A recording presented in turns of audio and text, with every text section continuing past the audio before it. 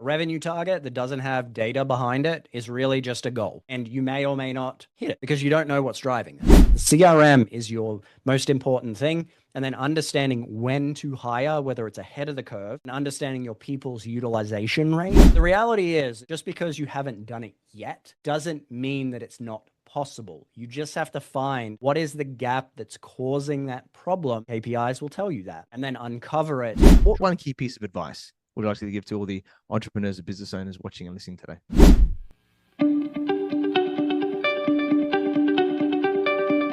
Hey, and welcome to another episode of the Business Growth Show. I'm your host, Ethan Cassiotis, and today I have a powerful guest. His name is Arron Bennett, and he grew up in Australia selling steel, and then a pulmonary embolism nearly killed him. And he used the reset to build something he actually believed in. He retrained in accounting, moved to the US, and spent years managing books for hundreds of clients before noticing a pattern. Most service business owners doing 2 million to 20 million weren't losing because they lacked revenue. They were losing because they had no idea where the money was going. And that observation became Bennett Financials and the 60-15-15 framework, a financial operating system benchmarked 60% gross margin, 50% sales and marketing, and 50% G&A. On average, clients eliminate $402,000 in tax liability in a single year. And one client scaled from 14 million to 22 million in 6 months, netting $5 million. And collectively, his clients have saved over $105 million in taxes. It's been featured in Forbes, Business Insider, and USA Today. And Arron built his firm around one question: is this business scalable? Welcome, Arron, and thank you for being on the Business Growth Show. Thanks, Ethan. Appreciate being here. Yeah, you're welcome, mate. So it's going to be very impactful for everyone watching and listening today. You are a successful entrepreneur. So for those people who don't know who you are, just introduce yourself and tell us a little bit more about you and your journey. Sure. So I started in steel, and after I had the blood clots, I was traveling around, and I had understood that I didn't understand finances as much as I should. So while I was traveling around the globe, I was DJing at the same time. I understood that there's probably a gap here in my knowledge. And so what I ended up doing is going back into finance. So I started in business, and then I transitioned over to finances. What kind of makes us unique is the fact that I understand most business owners' pain. Like when you're looking at a P&L and a balance sheet and a cash flow statement, and you're working with like traditional CPAs, they speak accountant. And when you're speaking accountant, it becomes very, very difficult to kind of work your way through the finance. And a lot of business owners do have that gap in finance. And so CFO kind of developed over time to work with business owners and provide that guidance that they actually need from their CPAs who are front and center, but they speak so much accountant and they speak to them like they're a CPA, and it goes over a lot of business owners' heads. So I kind of break it down and try and make it as simple as possible for every business owner and coach them through the financial literacy that really we all need to get to those larger levels of revenue. Yeah, awesome, man. I love it. What a change, and well done for making the big move. From Australia to the US. Very cool, and yeah, going down that new route, going, hey, you got to make a change here, and learning new things, and really carving something out. So I think that's a testament, right, of how life is. You don't know where you're going to start, but you move forward and you sort of created something new, especially when there was a big transition there, that happened in your life. So love it. And yeah, I was fortunate enough. I dropped out of school, but I went back to do an MBA many years later. And recently I've said to people, I think that the accounting finance part was probably the best thing that I learned in the MBA, because some of it's a little bit of fluff, but using that and that knowledge is so good. So I think what you do to educate, business owners on the financial side, I think is so crucial, because if you don't know your numbers, you're in a world of pain. But let's talk about this 60-15-15 standard framework, right, that you've built, because you're talking about most profit and losses are built wrong. So tell us a little bit more about this. Sure. So most profit and losses that I see when they come in are built in a way that kind of just is done for tax preparing. So they'll have revenue, maybe by product type, and then you'll just see expenses, which really doesn't tell you anything. So what we kind of adhere to is we want to break our P&L up into different departments, so to say.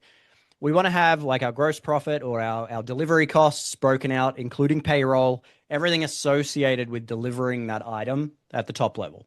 Then we want to have our sales and marketing costs underneath that, because that is the next thing that kind of leads to getting your revenue numbers, because revenue is the lagging indicator of all of the steps through your sales and marketing process. And then your G&A should be kind of the next thing underneath. That's really the first step. So getting your P&L broken up into those things, and I use the 60-15-15 as kind of the first layer of diagnosis.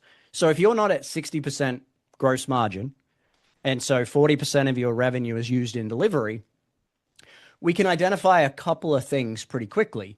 You probably either have a pricing, packaging, or efficiency problem, because you've either overhired, hired too soon, or you have a 50 to 60% close rate, which means you're too cheap.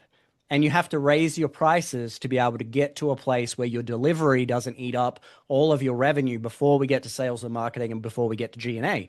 And then we can kind of say, all right, if we're at 60% and our marketing is above 15, well, we're just buying growth. So then we can look at different KPIs in our sales and marketing funnel, like our customer acquisition cost, our LTV to CAC, all these different KPIs to kind of identify what is the actual bottleneck in the business that is stopping you from scaling. Or if you've got too much G&A and it's 15%, maybe we've got too many admins and we need to automate certain things. So we can kind of identify just by eye, all right, there's problems in each one of these. Let's fix COGS first, then sales and marketing, and then bring G&A in line. And then we can kind of tweak the business to be able to scale them over time and scale them aggressively. Yeah, awesome. I love that. One thing, I do business coaching mentoring, right? And so I'm sure with you as well, there's always the mindset element, right? With business owners. And number one is about, being okay with learning numbers. But then I think, what I hear, right, when I talk to people about like ratios of things is that like, oh, yeah, but I can't charge that much, right? Like to be able to get like a 60% gross profit margin, and other benchmarks might be like 30%, is a great number, because some people are even worse than that in a service business, right? So, so what do you sort of say from a mindset perspective, and I guess what's possible, right, for service businesses to get to that, that number there of 60%? The first thing I ask is, what's your close rate? Because if they're at 60% close rate, you should be between 30 and 40. So it immediately tells us that we have a pricing issue. So we raise our prices a little bit, and then we bring it down to that 30% to 40% mark. The next thing that we look at is if they are very, very resistant on that side of things. We go, okay, well, that's fine. How do we deliver less? How do we either get more efficient, or how do we scope and package this down to allow you to get that profitability? Because 60% is the goal, right? You're not always going to be that way, because maybe you have to hire ahead of the sales and marketing curve and you've got a ton of business coming your way. Or it might be, hey, we're losing too many bids. But usually behind the scenes, when we can't do that, it's a close rate problem. Or if they're too afraid to raise their prices, we have a lead flow problem.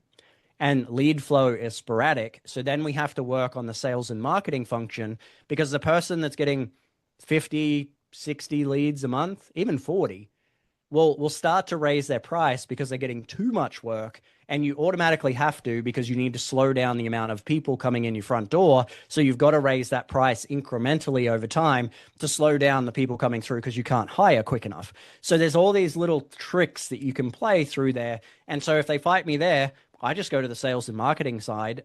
We put more money into it. We fix lead flow, and that will ultimately force the price to increase, because otherwise you're scaling chaos and your profitability will shrink. Yeah, no, I love that. And so you obviously you're more of like the fractional CFO, let's call it, right? Because you're looking at the numbers, but you're actively getting involved in the sales and marketing stuff as well. So you're going, hey, we need to build some systems in place. We need to understand what your client journey is. So you're getting involved more in that process too. More like the new CFO paradigm is that we act as the navigator. So our job, like if you were to come to me and be like, Arron, I want to go to $100 million in the next 3 years, 50 million, 20 million, whatever it is, I would take all of your data sets, all of your sales, marketing, operations, hiring data, and I would look at all of that and I would put it together into a map. And I would build a forecast. And if you told me 3 years, I'd be like, all right, this is how many booked calls you need. This is how many leads you need. This is what your close rate is. This is what your show rate is. And this is how much revenue you're going to get after you get your close rate. And then I would build that map, tie it to your sales and marketing, and then have a hiring plan to get you to those numbers. So we act as the navigator to make sure that we're consolidating all of the data sets to then map that out. You might be like, Arron, I can't do that. That does happen. And it happens quite frequently. Like, there's no way. Okay, great. Well, what is reasonable and what can we do here? Because I've mapped this out based on all of your data sets. If the data's right, this should be possible. And then we can pare it down from there, or we can make it more aggressive if the data doesn't support the goal. But then giving that visibility, and then you meet and you're speaking with your fractional CFO monthly, weekly, every 2 weeks, whatever it may be, so that we can look for any risk. We can find any places that we're falling short. We're mapping it, and then we're doing checks and balances and telling you about the risk that's coming so that you can get out the way of the iceberg. So you're the captain, we navigate it out. Fortune 500 companies are starting just now to operate that way, but all the old school CFOs who just protect the balance sheet are starting to kind of go by the wayside, because you need this more active role of your CFO who needs to be able to take all that data and be able to extrapolate it out. Yeah, I love that. So I love that you're grabbing it all and working through all those numbers and doing it, because I talk a lot with my clients around cash flow forecasting and budgeting, right? Because a lot of the the accounting platforms, as you would know, QuickBooks and Xero and all the other my big ones out there, is all past, right, stuff. It's not going like what's going to happen in the future. And I know you talk a lot about like revenue being the lagging indicator. You talked a few of those metrics there of what's sort of going to make sure that you're going to hit those numbers right in the future. But what do you think we should give us a bit more context about what we should be focusing on? What are we looking at? What are we tracking to make sure that we're looking in the right spot? So you start with that 60 15 15. So that's the very first thing. You break up your P&L and you see, all right, I'm not at 60%, I'm at 40%. What can we do with those core KPIs? Efficiencies, packaging, close rate. Those are the three real quick ones. If that's not it, then it's usually that you're over hiring. And the next question you need to ask is, okay, how do I get one full-time employee managing $250,000 of revenue a year?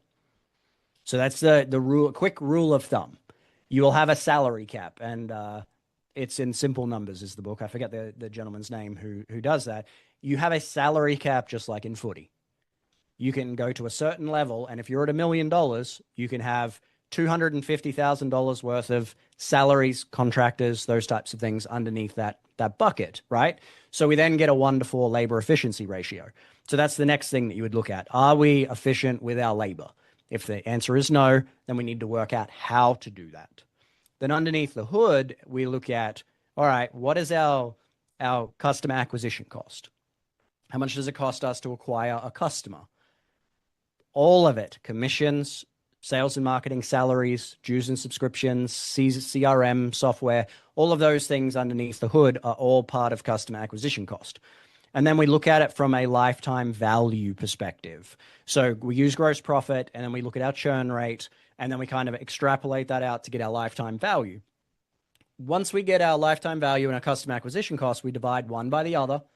And if you're at a 3-to-1 or greater for CAC to LTV, you can scale that really, really healthily. If you're at 4, 5, 6, if you're at 5 and 6, I'm going to tell you to put more money into sales and marketing because you're underfunding it and you need to put more on that and pour fuel on that fire. But if you're at 3, you're at the perfect spot to scale. If you're at 2 or 1, you're just buying growth. And what's going to happen is your sales and marketing is going to eat you up later down the track, and you're going to scale your profitability down through the floor. So you can those are kind of your core KPIs that you want to be looking at. And then your G&A is really simple. It's 15% of your revenue. That's what you've got left over. and then you'll have 30% profitability just as a matter of course, because the reality is 10% is your break even after taxes, after any distributions if you're in America, and those types of things. Your floor is usually about 10% of your overall revenue. So then you're really making about 20% profit. Yeah, cool, man. No, I love that. It's so good, and I think these other key elements, right, of these metrics are so important. And I think it's like, and it happens as the scale happens, right? Because like when you're smaller, it's a bit more easier, right? Like you can potentially be more nimble, but then as you start to scale, maybe there needs to be more management of what you're doing, so that area can be, I guess, a bit more challenging, right? On how they grow. So, what are you seeing when you're going through that process? Like you've done that, multiple year plan or something like that, and you're putting these things in place. What are you seeing as some of the key roadblocks or challenges that you're finding, with the clients, whether it's mindset wise or action wise, that needs to happen in the business there that people can hopefully, prevent from happening? So the first thing is that the data's not clean. Okay. So I've had two businesses working with me for the same amount of time. Okay. One of them is still stuck at 2 million because he refuses to get his data right. And a budget that doesn't have all of the data is like throwing spaghetti at a wall and just seeing what sticks. A revenue target that doesn't have data behind it is really just a goal. And you may or may not hit it because you don't know what's driving that. Another business owner, and he's stuck at about 2.5 million. Another business owner, same time frame, we took from $300,000 in the first year. He's 3 years in, we got that to 22 million. We're going for 35 million this year, and we're probably going to hit 45. The difference between the two is this person focused so very heavily on data that all of it was clean. You could extrapolate out and understand what the core things were that were needed to get to that revenue, to get to the hiring. So that's the first thing, is making sure that your data is accurate. The CRM is your most important thing. And then understanding when to hire, whether it's ahead of the curve, and understanding your people's utilization rate. The best thing that you can do if you're going to hire a group of people over time is work out, well, what is your pod structure? So that might be, if you're an accountant, 3 bookkeepers, a controller, a CFO, an admin, and a junior controller. So you can kind of put those 7 people. How much revenue can they manage? Right? And then you're able to extrapolate that out and see when they hit 75% capacity and then start doing the next pod. Same in every business. It doesn't matter if you're a chimney company. It doesn't matter if you're an e-commerce company. E-commerce is a little bit different because it's a little bit harder, but you can kind of have your marketing team all in one pod, as well as then you kind of get different people. Or if you're a legal firm, you might need one senior lawyer, and then you have junior paralegals and a junior lawyer underneath. So you can kind of build that. That allows you to get where you need to be. So you can kind of do that next piece, and then you can get to hiring. Mindset is the biggest thing with business owners, though, because there always is going to feel like there's an exception. I have 2 practices, very, very similar, plastic surgeons, right? 2 exactly the same. One is at 60% net income. One is at 10. No real difference between the 2 of them. Same marketing engine, same way of doing business. They're both very, very good at what they do. One believes we can do it and will, 60% profit. The other one is always an exception. So the reality is just because you haven't done it yet doesn't mean that it's not possible. You just have to find what is the gap that's causing that problem. KPIs will tell you that. And then uncover it and then slowly but surely fix it. So again, the data will lead into that. But if you've got good data, you can find where those gaps are and you'll be able to fix it over time. And then you'll be able to hit those levels of profitability that you've always wanted. Yeah, no, I love that. It's so interesting. That's why I always go back to mindset, right? And I love that you're hearing about this stuff because people can make excuses and reasons. Oh, I'm different, or my business is different, but it's really not. At the same time, it's just this story you've told yourself, or the industry does this. It's like, it doesn't matter what the industry does, right? You hear that one a Yeah. lot as well. Everyone charges this Yeah, all amount. the time, but no one ran a 9 second 100 meter until it happened. And so, like, there's always an exception, and then you never know what you're going to get until you get there. So there's always that rule where you can. Maybe it's a better salesperson, maybe it's better marketing, maybe it's a better experience. There's all these little tips and tricks that you can do underneath the hood that can kind of get you these incremental gains over time.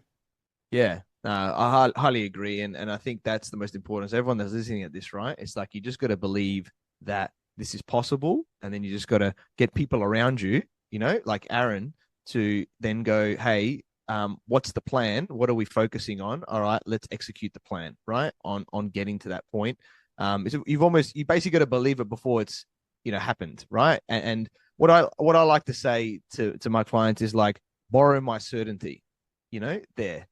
Because you might not feel certain initially, but but if you've done it before, which you've done, right, with other clients, it's like, I know this works.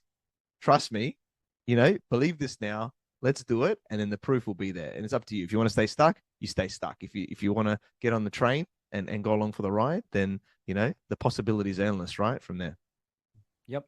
And meeting people in the middle a lot of the time for anyone that's listening, that's the accountant side, like, meet the client where they're at and get the win in a different spot than what, if they're fighting you on one thing, go to a different so it forces the issue. That's why I will, whenever I get fought on gross margin, I will focus on sales and marketing and CMOs, marketing team leads, those types of things to force lead flow up. Then I'll focus on sales. And then they've got no choice at that point to be able to do that. We have the necessary data at that point to be able to do the things.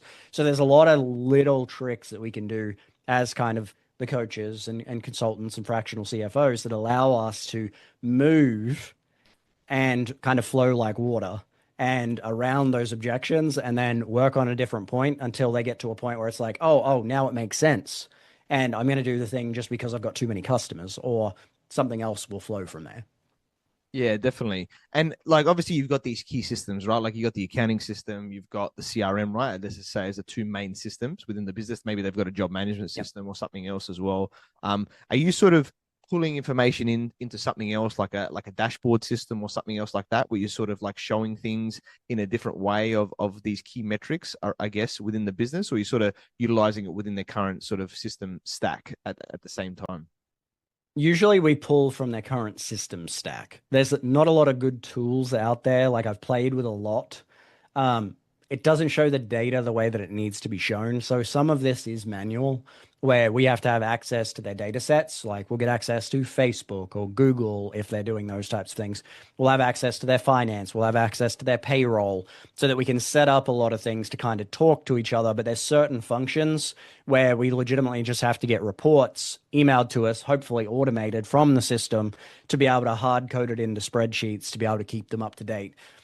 Sucks. And I want to build that program that can kind of map it all together. And maybe with AI, I can actually do that.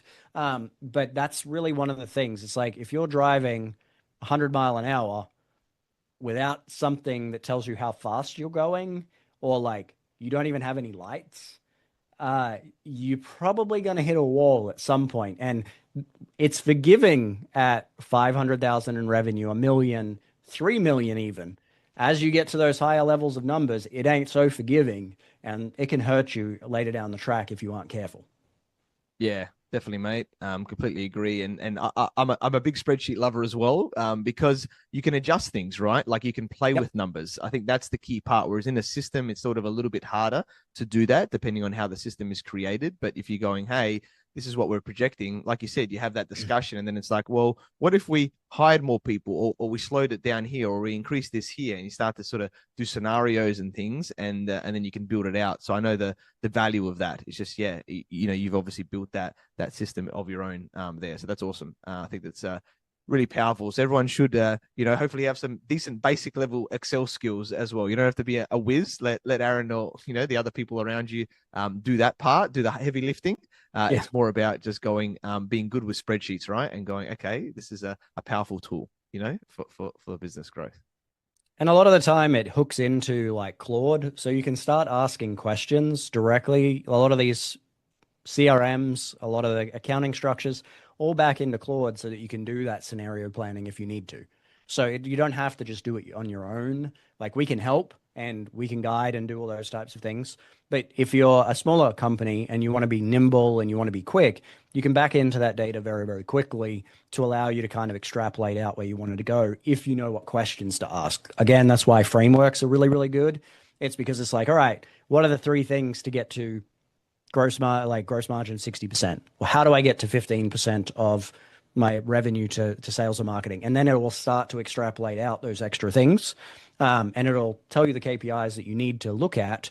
It's going to say some of those, it'll probably say a ton more, but you have to determine at that point what ones you want to focus on. So if you're smaller, that's a quick win that you guys can get very, very fast.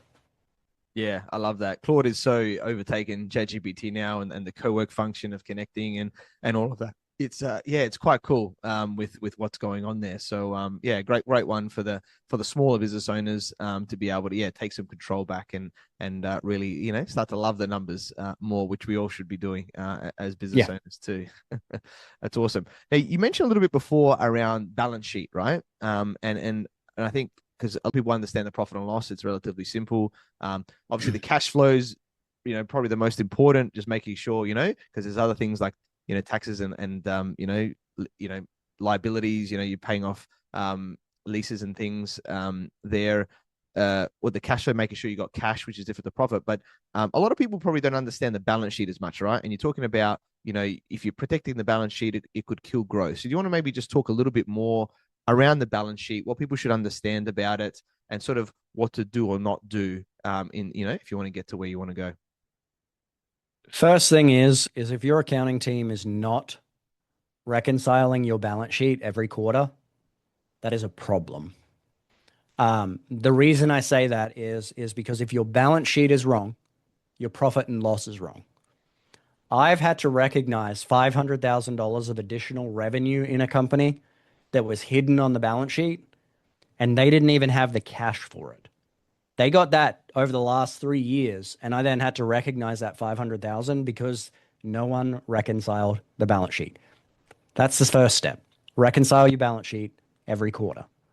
The other thing is you can actually, in America, you can have $200,000-$300,000 of profit on your P&L and have zero money in your bank. The things to note is when you're doing payments of loans, the principal goes from your bank down to the liability to pay the principal. The interest comes onto your P&L. So you could have 5 or 10 loans or a line of credit that you've overpaid and paid back really, really quickly, and then you've burned all of your cash, and now you have a tax bill that you've got to pay. The other part is maybe you've cannibalized the business. You made $300,000 of net income. You didn't pay any payroll to yourself. You just took that $300,000 and went and blew it on red in Vegas. So now you have a tax liability and you don't have any way to pay it. So now you've got to worry about, well, how do I get that money? Well, maybe I go sell a product that I'm not geared up to be able to sell.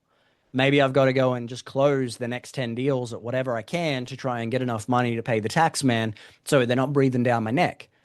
Maybe it's a loan, a short-term loan that's going to have really bad interest rates, and they're going to take money out of your bank account every week and start the snowball in the wrong direction. So you've got to be very mindful that your balance sheet can hide a lot of things, like those payments to debt, like those distributions if you're in America.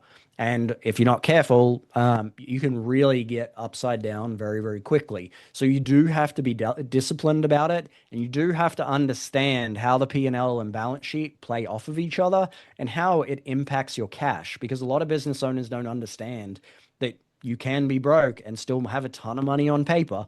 I've seen it more times than once. Yeah, definitely. Awesome, man. I love that analogy of how we look at the cash, the balance sheet quarterly, all of that. Check it out, and this is why making sure you're good accounting team, a good CFO team that are looking at these elements. Because it's funny, like my wife's business, every quarter I look at the spreadsheet, and I can look at the balance sheet, and I can see when people have reconciled things just, for a minute, right? I can see, I go, this doesn't look right, go and look Yep. into that, right? But if you don't know what you don't know, then and if you leave that for a while, it becomes a bigger problem, right? Down the track. So I love what you guys are doing there, being very proactive, and then understanding the cash, but also, those liabilities and stuff on the balance sheet. You mentioned about tax, right? So, Sure. I know that you talked about being able to go from a $402,000 tax bill to like an $80,000 refund, right, in a year, which is a massive sort of flip. So obviously this is, like US based, but I think even if you're not from the US, it's good awareness, right? If you're ever going to go into the US or deal with US people, do you want to talk a little bit about how you were able to navigate that big change? When I got into tax planning at the very beginning, I'll start right at the beginning. I learned that there are four ways to save taxes in America. It's an incentivization tool, right? In Australia and other countries, it's not that way. It's kind of you pay your taxes. But they incentivize you to invest in business, real estate, energy, and charity. If you invest in those things, it will allow you to get tax breaks because the government then doesn't have to invest in them. Well, the next thing that I did was I started to look at the tax planning strategies that were on the table. And I look at it the way that my wife does her shopping. She goes and she's only supposed to spend $100 on shoes, and she knows that I throw her under the bus, so this isn't going to be anything new. She's only supposed to spend $100 on the shoes. Well, she comes back and she's blown $300 on shoes. And it's like, well, it was buy one, get one. And then I got a third pair for XYZ, maybe a third of the price, all that type of stuff. And I'm like, but you're only supposed to spend $100. And she's like, but I got 3 sets of shoes for X, right? That's how a lot of tax planning is done. You put a dollar in and you get 30 cents of a deduction. That didn't make sense to me because everyone's talking about tax savings, but they're not talking about the cash impact. The cash impact is you have to spend more money than you would put into the structure to get 30 cents of savings. So I went out and I started to do research, and we see hundreds of strategies a year, and look at all different ones and put them through due diligence and put them through some really stringent tests. And we found structures that you could put a dollar in that have a $3, $4, $5, $8, $10 deduction. So now instead of putting $300,000 or $400,000 in, we can put $100 in, and then we can write off all of the taxes or bring them down to a 12% rate, pay some taxes because it's always good to pay some, but you're able to get leverage. And that's the thing that most people don't understand is that taxes in America, there are strategies out there that allow you to have leverage, that have gone through the IRS audits, that have audit protection, that have opinion letters, and are well respected. But you're not going to find it just under the hood. You're not going to find it on Google because it's all accredited investors or funds or ways to do things correctly. And there always is a portion of risk. If you're investing in these types of structures, you may have other things. You may lose your money. You may have these other issues that come to light, but they are out there, and all you have to do is dig. Yeah, I love it. I've heard about a lot of these stories and stuff of how it works in the US, and this is why having trusted people like yourself on board, right, that understand these things and going, hey, let's put some money here, and then bang, you're what a turnaround of how much cash in the bank, right? Because that could be $100,000 that you could be paying potentially to them, whereas you sort of spend a little bit, you do a little bit of stuff, and you just keep that majority in your pocket is massive for any business owner. And then you can, talk more about the wealth or the growth of the business or whatever it is, right, that you want to, do after that with the leftover profit, Yeah. We had an extra $1 million with one company that we legitimately put into marketing, and the company exploded. They put $1 million into a structure, had $5 million net. He was expected to have a $3 million tax bill and change. And we put $1 million in instead. We took $1 million, we went and put it into marketing and sales, blew the company up. The other $1 million we went and put in investments and just took off the table in real time. So you kind of use it as fuel. So it's not like you're circumventing. You're using it as fuel and you're going to spend it. but it's going to allow you to spin that wheel and move really quickly if you're not having to pay 37 cents in the dollar to the tax man if you're a higher net worth individual, or even if you're smaller, you could take it and go hire another employee. And that then helps you position for that next thing. And so that's really the push pull that you have with the American government. Yeah, I love that. And I love the doubling down element, right? It's like, you got something here. It's like, don't just sort of, coast slowly. It's like, well, if you can put fuel to the fire, right? And grow to another level, then, the potential of freedom, right? Because they also, when you're talking big numbers like that, depending on what you want to do, you could put the business more under management, right? Depending on what you want to do, Yep. especially if you're looking to sell, right? That's another thing if you're looking to exit. And maybe just talk about that quickly, right? Because I think Yeah. a lot of people ideally want to get the big exit or whatever, for whatever reason they want to go into other things.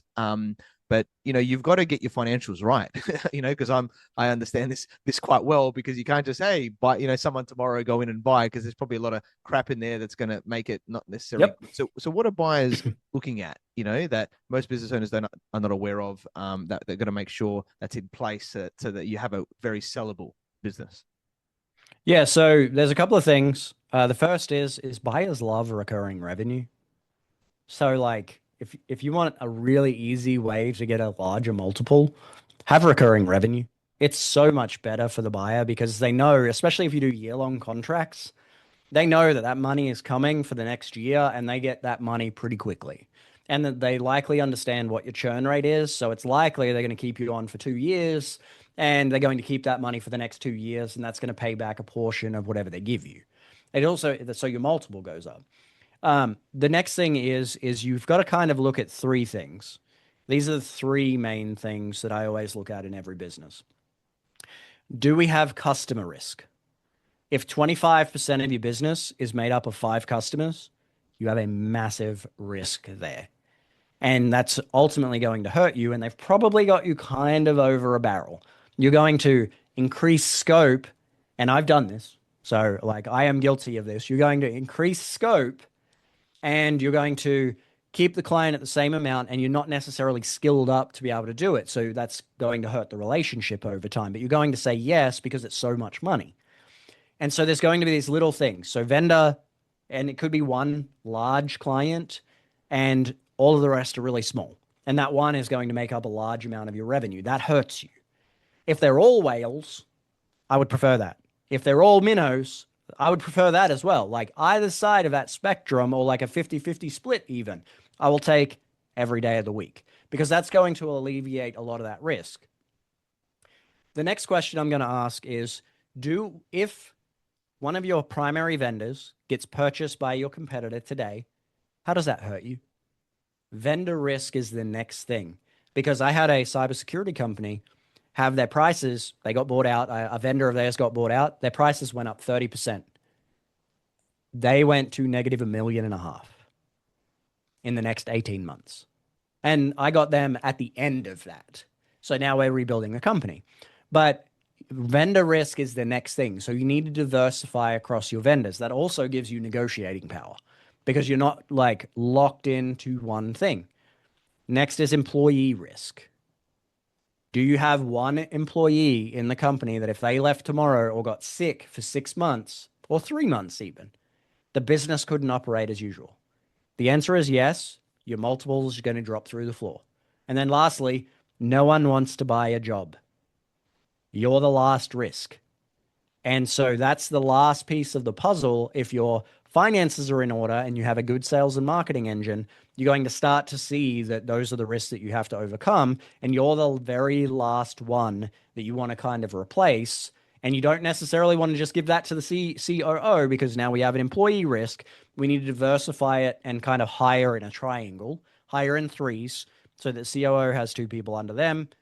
You've got 2 people under you that could step into place and diversify across the organization. So then you can get away from that. That's how you get to these larger exits. And we've had people go for as large as 25x multiples, and they got serious money on that. That's not the typical. Typically, you're going to get about a 6, and we benchmark 5,000 companies. You get about a 6.27. But the companies that go and deal with all that, a lot of the time they don't want to sell. So the multiple goes up because you're only working 10 hours a week. So what does it matter? Yeah, I love that. So many awesome points of what you just shared there, guys. So make sure you're focusing on that, especially if you're looking at an exit. And this takes years sometimes, right, to get this into place there of what you're doing. Because if you're, getting old and you just want to retire, or you get to the point where you have to sell quickly, then you're not going to get a big multiple, right, in that area there. So if you've been working on this business for a while, or you want to, really make a big impact, then think about it from the start, right? Always think about, like as if you're going to exit. I think that's the best way that I always talk about it with clients is like, think you're going to exit from day one. So you set the business up for exit, even if you're not going to exit, because that way you've systemized the business and you've thought about all these key metrics, right, that you've talked about there, that the business is in such a good condition that number one, you're going to be so profitable, and it's not going to be dependent on all these little factors, that you just got an amazing business, or you can exit as well, and then you get that benefit too. So you kill both birds, and enjoy the fruits of your Yeah. labor. I have clients working 10 hours a week. They travel all over the world. They chill. They come in, they do what's necessary. The company runs without them. And if they get an exit and someone offers them the right amount of money, they're coming from a position of strength in the negotiation because they're like, well, I take 1 million to 2 million off the table, even 500,000 off the table a year. What do I need? What do I need to sell for? And that actually allows you to sell for a larger multiple because that's what the PE firms or larger companies that are doing roll-ups want. Yeah, definitely, man.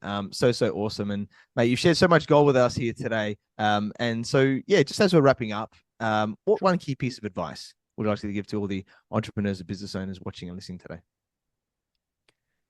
I would say start cleaning your data today. I know that people who are listening here, they're looking at it and going, "Oh, my CRM's a mess, my marketing data's a mess, my finances don't tie out to everything." You can get someone really cheap off Upwork or from like a recruitment firm from overseas that can come in, act as a data analyst, and clean all of that up. Focus on your data. Your data is going to tell you where you're going. And just because it's not what you want it to be doesn't mean anything. Like, I've had a lot of people not want to confront their data because they didn't want to know. The data is just the starting point. It just tells you where you're at. What you do next tells you where you're going. And that allows you to get better over time. Otherwise, you're just going to get stuck. And there's plenty of companies that get stuck at 500, a million. I think it's what, 96% of businesses don't get above $1 million, 90, 94, 96, something like that. Don't get above $1 million. So just focus on that data and it will allow you to scale past everyone else over time and just make sure it's clean so that you can make good decisions. Whether it's good or bad doesn't matter. You're going to learn from it, but the data is the data and it's not good or bad until you kind of make it that way. Yeah, I love it. Data is key. So awesome, mate. Well, we connected through our network, so I learned about your awesome journey from selling still in Australia to then retraining in accounting, moving to the US, and now being a fractional CFO. Mate, you're an awesome guy. So knowledgeable. We shared so much gold on how we need to think about our numbers, our data, to really, what are the metrics, what are the key indicators, and what are the things we need to put in place in protecting risk, all these areas to really have an amazing business, which, can create an amazing life or, for us as well. So, I'm sure you're going to continue to help service businesses implement financial operating systems that really get them to that level, and very grateful that we connected and look forward to partnering as well. So Arron, yeah, how can people find you and get in contact with you? Sure. They can go to our website, Bennett Financials with an S.com. We actually do like a free leak and tax check. So we can work out like how much money you're leaving on the table from like profitability and how much money are you leaving on the table cash that you're giving away to the IRS. So we get really under the hood. And then the next piece is if we find something, because not everyone needs it, we then do a full deep dive with a tax plan, an enterprise value report, kind of what we were talking about today, all for free. We want you to know what your multiple is. We want to know how much cash you can actually save. And we want to know and build a plan on what you can do with your business if you just apply the structures.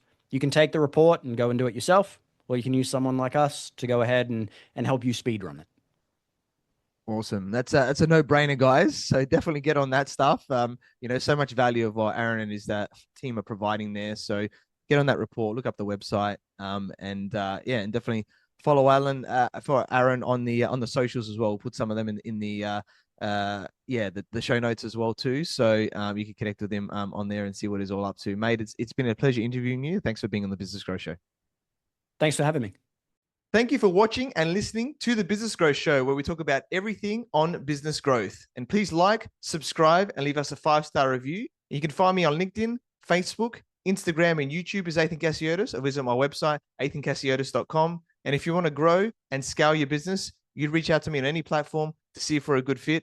So until next time, remember that our business grows where we learn skills and take action using them in spite of fear. So let's create wealth and freedom together.